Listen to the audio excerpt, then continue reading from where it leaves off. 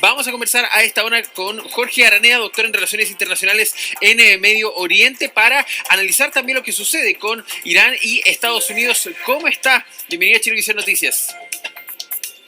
Un placer estar contigo. Muchas gracias por tomarse tiempo de conversar con nosotros y analizar esta situación. A ver, lo primero, ¿qué pasa finalmente con este nuevo episodio? ¿Podemos hablar de que se ha reiniciado esta guerra o es un nuevo conflicto inclusive? No, lo que hay que entender y lo que entiende cada una de las partes de que esta es una continuación de la guerra de los 12 días, una continuación que tiene diferente escala, diferentes episodios, pero que por mientras que no se firme algún tipo de compromiso que restrinja a las partes y sobre todo proponga lo que tiene que ver con los objetivos más claros en términos de qué quieren cada una de las partes, este conflicto lamentablemente podrá escalar. De hecho, una de las periodistas que estaba junto con la administración de Trump, le preguntaba si lógicamente en qué situación se encontraba, dado que Donald Trump había prometido una guerra que no iba a durar más de una semana y lógicamente esto va por varios meses. Y Donald Trump le responde de que Estados Unidos estuvo 19 años en Vietnam. Por lo tanto, la lógica que lleva atrás es que lamentablemente lo que vamos a ver quizás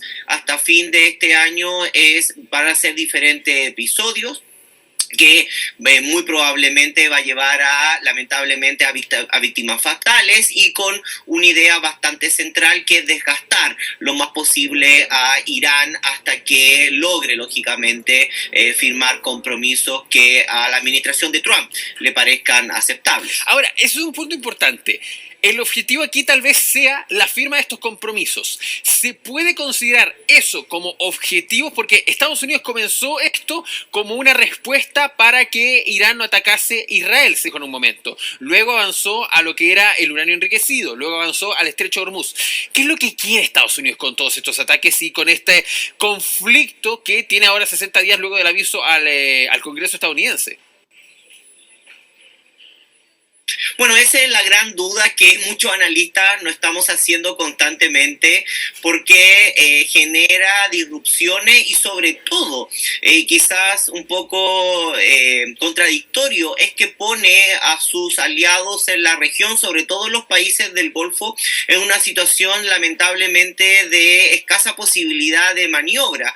De hecho, como tú bien mencionabas, en realidad el que primero genera este ataque va a ser Israel, en torno para atacar y para destruir la cúpula mayor, incluso dando muerte al anterior Ayatollah Khomeini, en términos, como se llama, reales, y generar, lógicamente, lo que Israel sí tiene objetivos claros, que es generar un Estado fallido, que Irán se parezca mucho más a lo que es el Líbano actualmente, y por otra parte, de hacer o generar las condiciones suficientes para un cambio de régimen.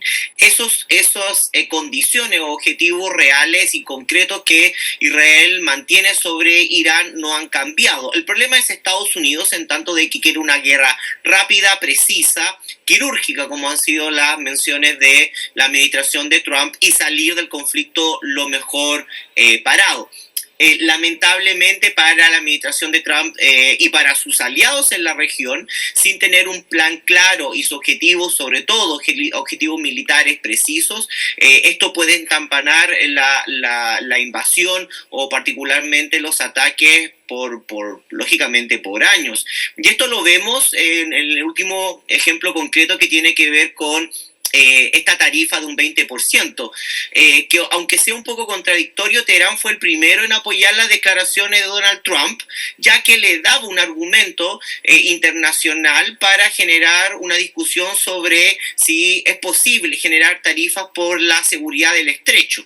Y ahí fortalece su posición y su reclamo de que ellos tienen una facultad soberana sobre esa agua internacional, y por lo tanto históricamente serían ellos los que estarían provistos de generar la seguridad. Y ahí abre todo un aspecto bastante disruptivo al derecho internacional, donde supuestamente en aguas internacionales se podrían cobrar impuestos de navegación, lo cual lógicamente generó una alarma en los países del Golfo, y rápidamente llamaron y presionaron a Trump Trump para que desescalara sus palabras.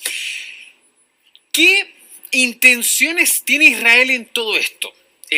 Lo pregunto más allá de que el conflicto hoy día es Irán-Estados Unidos, pero de que está el factor común y hay un punto importante. Mientras se estaba logrando conversar sobre paz, no se había logrado la paz en sí, pero se estaba avanzando en el memorándum, Israel seguía atacando el Líbano. ¿Qué es lo que busca Israel para la región? ¿Qué es lo que busca instalar? ¿Quiere territorios? ¿Quiere diezmar a sus enemigos? ¿Quiénes son sus enemigos también dentro de todo este conflicto que existe?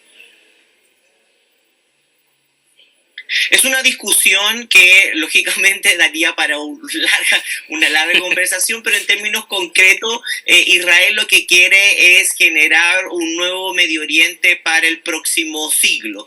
Y de ahí es que, dado de que Estados Unidos desde la administración de Obama se ha retirado, se ha querido retirar de Medio Oriente, aunque Medio Oriente lo retiene constantemente, ha obligado lógicamente a transferir la responsabilidad a los países de Medio Oriente, no está bajo un aspecto mucho más de buscar la democratización de los regímenes, ya no está buscando lógicamente que se vuelvan o se conviertan en democracias liberales, como la que tenemos en Chile o la mayoría de los países latinoamericanos, y por lo tanto tampoco lógicamente quiere apoyar a los diferentes regímenes que hoy día prosperan en la región. Quiere retrotraerse de ese aspecto militar y solamente tener, lógicamente, un aspecto mucho más económico.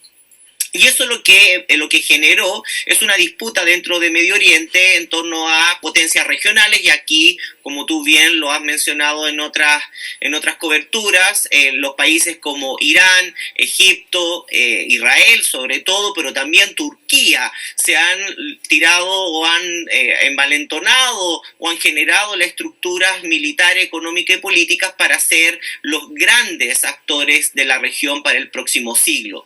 En ese aspecto, Israel es lo que quiere lógicamente generar una política en donde los acuerdos de Abraham sean lo de mayor prioridad. Eso significa que se reconozca el Estado de Israel, se firmen los acuerdos económicos y lógicamente se integre a esta región, siendo la única potencia nuclear, pero también quizás la única potencia militar respaldada por Estados Unidos que pueda imponer sus condiciones, incluso territoriales, sobre el sur del río Litani, o sea, un tercio del territorio del Líbano, más allá de los altos del Golán en Egipto, incluso con aliados históricos como tiene que ver con el Sinaí, con Egipto, y sobre todo con más allá del Jordano, la Transjordania, West Bank o Cisjordania, que tiene que ver con el statu quo que ha mantenido con Jordania.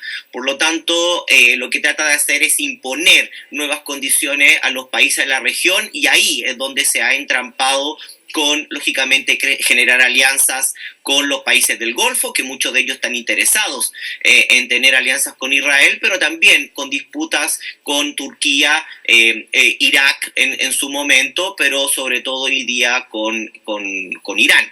Por lo tanto, es una esfera de una reconfiguración regional liderada por Israel. Sí, algo bien importante. Me estaba también pensando en Donald Trump. Usted lo decía, la guerra relámpago, que no le ha salido para nada relámpago, esto se ha extendido mucho más de lo que tal vez cualquiera pensó, incluso sus expertos cuando le dijeron ojo con el estrecho de Hormuz, porque si nos adentramos mucho en un conflicto, el estrecho de Hormuz va a ser clave en cuanto a la presión que puede ejercer, y por ahí ha ido. ¿Qué ganancia podría tener Donald Trump en este conflicto si se logran los acuerdos que él quiere? Porque estoy pensando, por ejemplo, durante la jornada de ayer se había dado a entender que, bueno, lo dio a entender Donald Trump, quiero que países árabes e Israel compensen a Estados Unidos por la protección Colecciona las nuevas Daisy Parcero edición Toy Story 5. ¡Mil abrazos! ¡Adiosito! ¡Determinamos, Billy! ¡Quiero una pap! ¡Qué rica! Daisy Parcero. ¡Yo quiero otro mundo! Toy Story 5 de Disney y Pixar, ¡solo en cines! Sí, la idea inicial fue generar las condiciones para que toda la región generara o fortaleciera sus vínculos militares y seguritarios con Estados Unidos en términos de afianzar lo que tiene que ver con acuerdos de compra de armamentos. Y esa fue la gran promesa que Estados Unidos generó a los países del Golfo, desde Emiratos Árabes Unidos, Bahrein, Arabia Saudita, etcétera, que lógicamente si se formaban o abrazaban los acuerdos de Abraham y además afianzaban sus relaciones con Estados Unidos, nadie y ninguna persona podía lógicamente atacarlos y generar algún tipo de disrupción en estos hubs económicos y de inversión internacional. Pero lamentablemente fue Estados Unidos el que no solamente generó su protección, sino también la que hizo implosionarla, dándole una cobertura más allá de lo que otras administraciones le habían dado a Israel y generando una disrupción que obligó a Irán, lógicamente, a hacerles pagar los costos económicos a los países del Golfo. Por lo tanto, hoy en día la gran ganancia de Estados Unidos es volver al punto cero, es decir, generar un valor de petróleo más bajo, que el estrecho de Hormuz se normalice y que lógicamente los países del Golfo, cosa que va a ser bastante difícil, no diversifiquen su sistema securitario con otros países como por ejemplo China o la India, que le ha ofrecido mejores condiciones que Estados Unidos y que lógicamente vuelvan a invertir a Estados Unidos. De hecho, las 20% de impuestos que iba a cobrar, ahora Donald Trump dice que en realidad aceptaría que estos países invirtieran más que pagaran por los buques.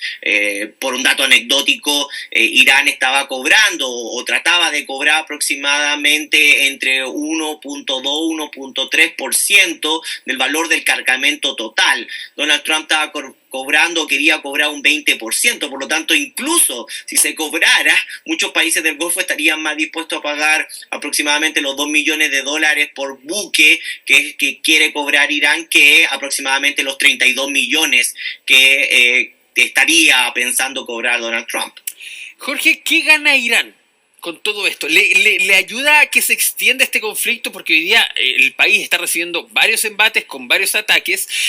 Los tuvo cuando, por ejemplo, se enfrentó también a Israel. Entonces es una nación que cada vez tiene más daños, pero ahí hay un tema religioso, por ejemplo, que ellos se sacrifican finalmente y dentro de la religión lo consideran como un camino a la salvación, pero también está el tema económico-social, cómo pueden resistir todo esto, pensando en producción de petróleo, por ejemplo, y cómo eso los afecta también para el mercado internacional. Ya están súper sancionados también.